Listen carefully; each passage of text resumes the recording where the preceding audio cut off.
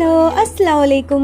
ഇന്ന് നമ്മളെ ബീഫിൻ്റെ പലവക വെച്ചിട്ടുള്ള ഒരു ഐറ്റമാണ് കേട്ടോ ഉണ്ടാക്കാൻ പോകുന്നത്. ഇത് ഞാൻ തന്നെ കടയിൽ പോയിട്ട് വാങ്ങിച്ചുകൊണ്ട് വന്നതാണ് കേട്ടോ. എനിക്ക് ഭയങ്കര ഇഷ്ടമായിട്ട് വാങ്ങിച്ചുകൊണ്ട് വന്നതാണ്. ഇതെന്തൊക്കെയുള്ളതെന്ന് മനസ്സിലായോ? ഉള്ളിയുണ്ട്, തക്കാളിയുണ്ട്, പിന്നെന്താ പറയുക, ഇഞ്ചി വെളുത്തുള്ളി ഉണ്ട്, കറിവേപ്പിൻ്റെ ഉണ്ട്, എല്ലാ ഐറ്റംസും ഉണ്ട്. ഇത് നമ്മുടെ പൊടികളാണ് കേട്ടോ. എല്ലാ പൊടികളും ഉണ്ട്. മല്ലിപ്പൊടി, മഞ്ഞൾപ്പൊടി, കുരുമുളക് പൊടി ഇല്ല കേട്ടോ, കാശ്മീരി ചില്ലി പൗഡർ, പെരിഞ്ജീരകം, അതുപോലെ തന്നെ ഉലുവ, ഈ ഐറ്റംസ് ഒക്കെ ഉണ്ട് കേട്ടോ. അപ്പം നമ്മൾ ആദ്യം തന്നെ ഉലുവ പൊട്ടിച്ചു.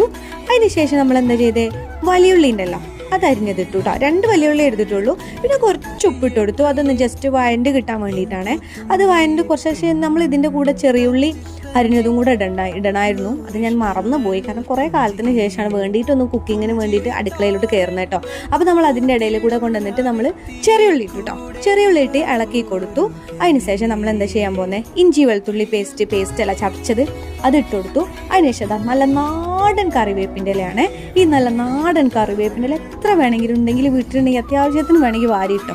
അതങ്ങനെ അത്യാവശ്യത്തിന് ഇട്ടു. പിന്നെ പച്ചമുളക് ചതച്ചതാണ് ഇടേണ്ടത്, പക്ഷെ ഞാൻ ചതക്കാൻ നിന്നില്ല, കീറി അങ്ങ് ഇട്ടു.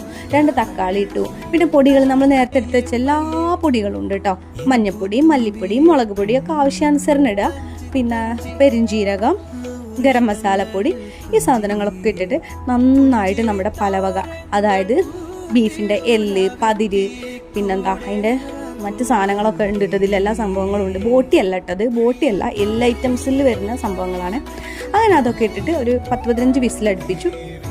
നമ്മുടെ പലവക സെറ്റായി വന്നിട്ടുണ്ട് കേട്ടോ. അപ്പോൾ ഇതുവരെ ഇത് ട്രൈ ചെയ്യാത്ത ആൾക്കാരൊന്ന് ട്രൈ ചെയ്ത് നോക്കും. ഭയങ്കര ടേസ്റ്റിയാണ് കേട്ടോ. എനിക്കിതിലുള്ള പതിരാണ് കേട്ടോ ഏറ്റവും ഇഷ്ടം. ഭയങ്കര ഇഷ്ടമാണ് പതിര്. ഞാൻ എത്ര വേണമെങ്കിലും കഴിക്കും.